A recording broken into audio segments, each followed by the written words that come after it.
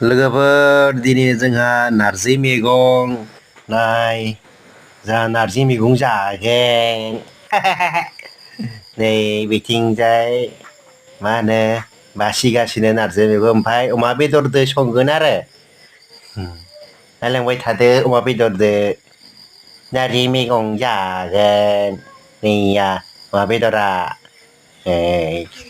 गोथावथार जागोन र'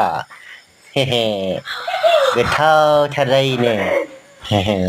नै आथिं संगासिनो आरो खेरिमिस मादारि माने पाक्रासो होनो आरो फाइनालि जामारबाय नारजि मैगङा नै गोथाव गोथाव जानोसै आरो जोंहा जाबाय जोंनिया नै सानैया ओमफ्राय आंबो एसे जानोसै दा जानानै नै रायजोफोर नारजि मैगङा नायनोबा